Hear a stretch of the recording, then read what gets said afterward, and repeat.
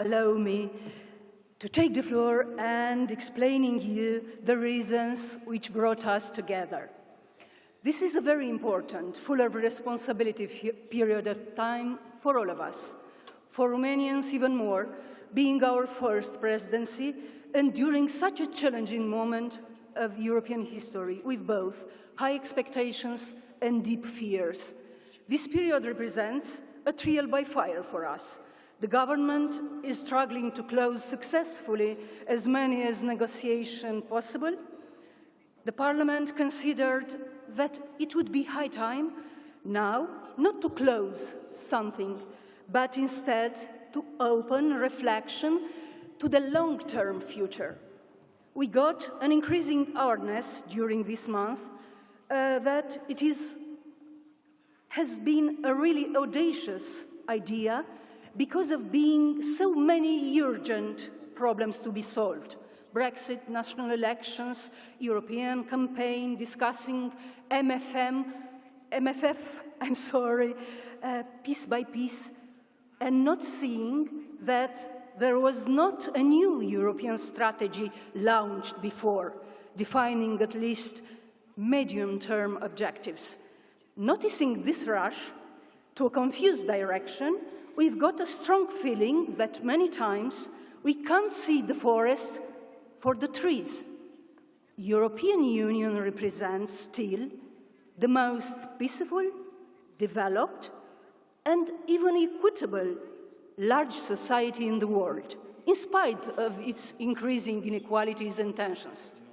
For this reason, we have to find solutions how to keep the Union united now, because it has lost a part of its old charm. We cannot deny it. There are too many with opposing interests saying that the Union has already done its duty and the Union can die. This would be a shame and a danger. A shame because of forgetting how important were peace, solidarity, cooperation for achieving the level of development Europeans enjoy today, at least a part of them. A danger because this attitude, it's undermining the possibility for a better future without putting something instead. A Europe of national member states we've had before and resulted in two bloody war every nation had to rebuild itself after. And at that moment, there were not on the arena companies having the turnover much bigger than the GDP of a big European member state. After this glorification of the unity we need, I'll be adding a conclusion. There are few concrete arguments, for instance, to speak about hope for a better future for the many, not for a few. Why an European optimist and federalist as myself, it is so brutal?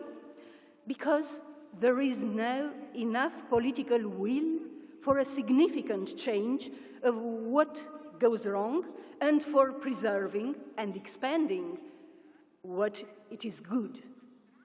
If we are lucky to avoid a new financial crisis, we shall have tomorrow only a repeating present.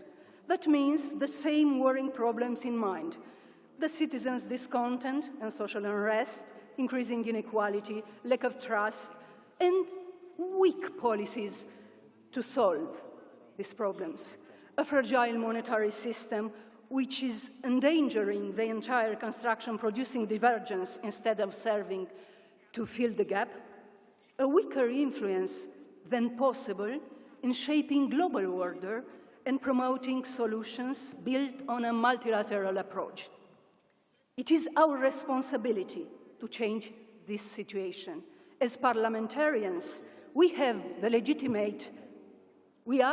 the legitimate holders of political will, if we are functional democracies and not only on paper. We put our discussions today under the sign of the fourth industrial revolution for sending a message. The future already happened yesterday. The speed of technological change gets out of our control and of our understanding many times. Technology, it is not good or bad in itself. It depends on our political choices. If we allow our society to become a high-tech feudalism, with just a few benefiting of all advantages, or we change the rules to create an inclusive and better society to live in. If we look back in the history, this management of technological change was not a big success. The first revolutions contributed massively to destroying nature in the attempt of producing more and more. The climate change, desertification, deforestation are their collateral damages endangering today's life in the earth. We don't have to repeat the errors of the past and destroying this time society and human being. We need to replace the economic approach towards everything with a new, more ethical approach when it comes about humans and their lives. For doing this, we have to start from somewhere, building bridges between us, the decision makers, to be able to speak the same language and understand the reality of the other. Always, it has been a good point to start. Thanks for having political will to come and start to build a common understanding of the future. Thank you.